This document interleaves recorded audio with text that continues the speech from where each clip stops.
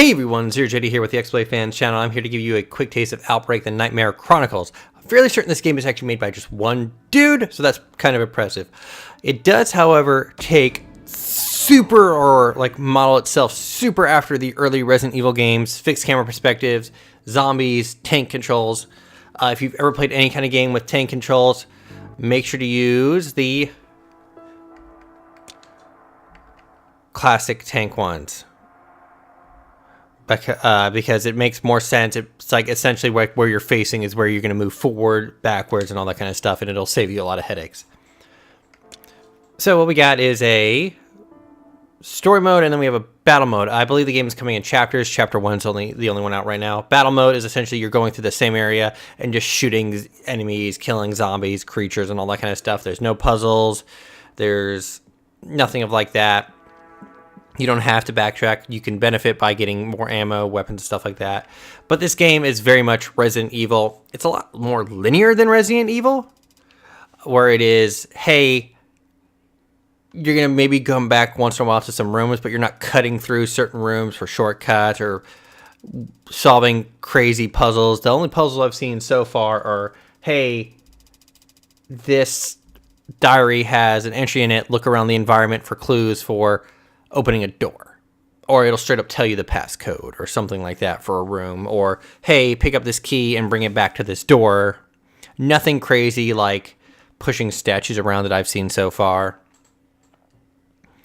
The animations are kind of interesting. It's very clearly a small man, one-man team kind of thing, but as you can see, it's very much, hey, I liked Resident Evil, I made our game about Resident Evil, and that kind of thing. So we're going to go check in here. Nothing I really need. So if we go over here and read this book, you go through it and you straight up be like, oh, hey, that's the passcode for this door. 1, 2, 3, 4. Boom. I have noticed that when you get like an event done or a certain item, I got to a place where I got an item to open a door. I backtracked and zombies had not only repopulated, they had actually added extra zombies. So I've actually played this one section a lot. This game is actually fairly straightforward for achievements. They're all tied to killing a set amount of enemies, healing a set amount of times, getting a set amount of criticals, or solving a set amount of puzzles. And puzzles don't really reset. So if you do a puzzle once, you can just keep farming that one puzzle. That always happens. I don't know why. Like, there's that little, like, stutter when you start shooting stuff. So he's dead. Like Resident Evil, you can go into the inventory and reload, but I didn't grab any ammo because I'm stupid. Like I said before, hey, I'll have to find a key and come back here. So I've done this enough that I actually know the passcode for here. Oh, there's some ammo. So you go in here. She will manually reload. It's kind of slow, so that's a lot faster. Yep. So the passcode for this one is actually 151324. Pop it open, and as you progress, you'll encounter different zombies. So far, I've encountered those normal walking zombies. I've encountered a fat zombie that takes more health, damage to his health. I've encountered a guy. Here's that key I was talking about. Yeah. I've encountered a lady zombie who actually is kind of glowing greenish, and she can do poison damage to you, which is a separate. Oh, there's even more bullets down here. So far, I haven't seen a max stack for bullets. I know it goes over 40 at least. I've seen crawling zombies, and I've seen, like, as I saw, like where did she come from? Oh, she just appeared out of nowhere, because that door next to her is locked. That pop was a critical hit. I do like that they go stiff as a board and kind of flop over. I've encountered a little, very much a hunter-looking kind of zombie. You actually, from a little frog almost man, and I've seen an almost Dracula-like creature, but that may have been about it. And this is gonna be the fat dude, so I haven't noticed if aiming up or down does any more or less damage, and they seem to react about the same to like the shotguns and stuff that I found. Same kind of little knockback kind of thing. Battle mode is essentially this, but none of the doors only unlock. All the doors unlock once you kill zombies in the area. This is as fast as this thing shoots. So it's actually a lot easier to do that, and bam.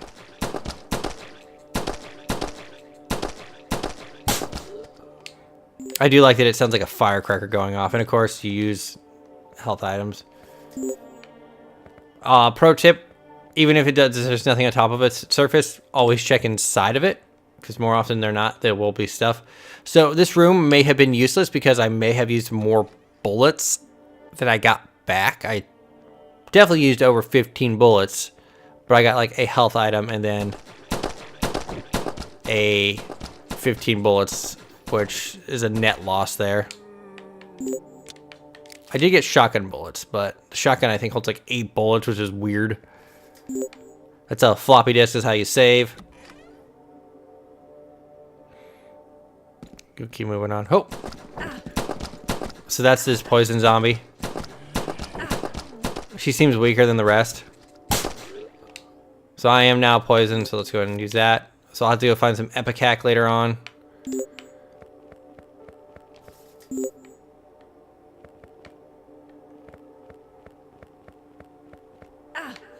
Oh, and it'll do little bits of damage. I think this one room is a particular callback to the Resident Evil garden where that crazy like vine monster lived. So this part, and that's the actual manual reload. Oop. I think the biggest achievement is to kill 500 zombies. And that might take a while and do puzzles, but if you want, I believe the load's pretty quick, so if you ever want to just load the first area over and over again, you could probably just do that. So the issue is here, I have poison, but I don't think it's really affecting me. I do know that I believe her animation will change as you take damage, so we're gonna pop this guy. See, I don't think range or aiming or anything has to do with critical hits. I think it's fairly random. I know in the original Resident Evil games that if they got close and you aimed up, there's a good chance you can get a crit. So we're gonna use that.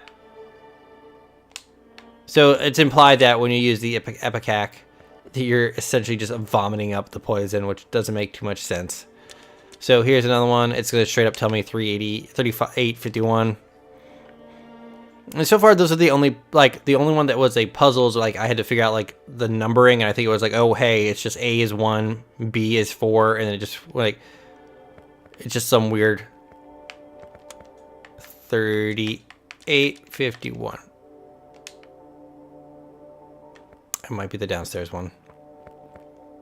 I probably messed something terrible up.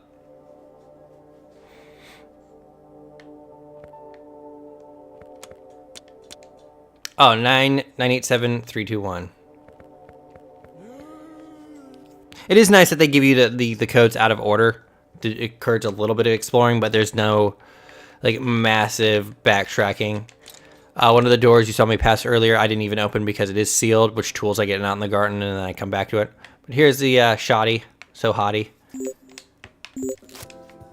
I'm sorry, it has 7 bullets. I was very incorrect about that. So we have ointment, which we can combine with and make it's like a full heal. This is how you save. You actually have to go and select the thing. Oop. There you go, floppy disk. I think it is cute as a Resident Evil standpoint that they used ink ribbons, and then this game uses floppy disks. That is kind of cute. I can't wait to the Resident Evil game or game that we use an iPod as our save method. It's like, as I say, the animation for them getting shot with a shotgun is not different at all. Also, check out this flashlight. Boop. At this point, you can't really fault games for having magic flashlights.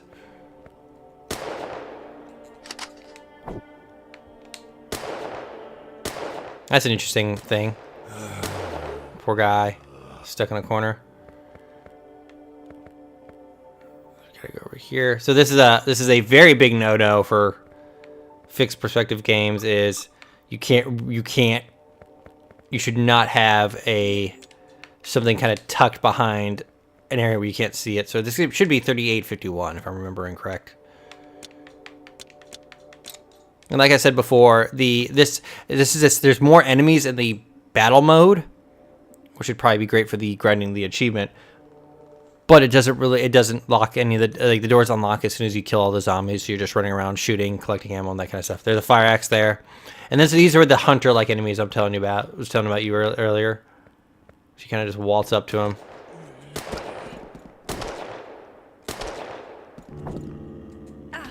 Like if you really want, I bet you could just run around them. Ooh, oh there it is. Like that will happen once in a while. It's a weird stutter. Just kind of ignore him, and then we'll just kind of peace out. Because it has the issue of whenever something wants to hit you, it has to stop to attack you. And I don't know if they'll reset their spot. But here's another thing that happens is equip. Now that I've gotten this, oh, and if you saw right there for half a second, she was holding her stomach. So yes, the more you're damaged, she'll change. So we now have guess. Also, I don't think that's how you hold a pistol. So now these zombies apparently have the acid spit. Hold on. There it is. So I am desperately low on ammo. So we'll run to where I was saying. I think I just bullied that guy into the corner.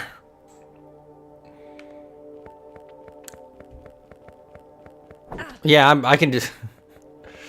Oh, put some Benny Hill music over that. Open the door. And then, of course, the items auto get rid of.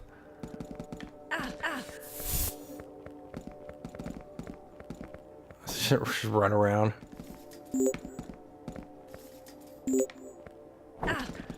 Let's go back, get the key. Like, so maybe avoiding some of the enemies is a sound strategy. Oh, and it looks like they 100% do reset their position once you, and I'm dead. It looks like they do reset their position once you leave an area. So that could be used, I guess, to your advantage. Anyways, this was Outbreak the Nightmare Chronicles. It is out now on the Xbox One. I am ZeroJD. This is the XBLA Fans channel. It does have, like, difficulties and all that kind of stuff. I'm guessing some more health, less ammo. Thank you so much for watching. Please check out our other videos, and have a nice day.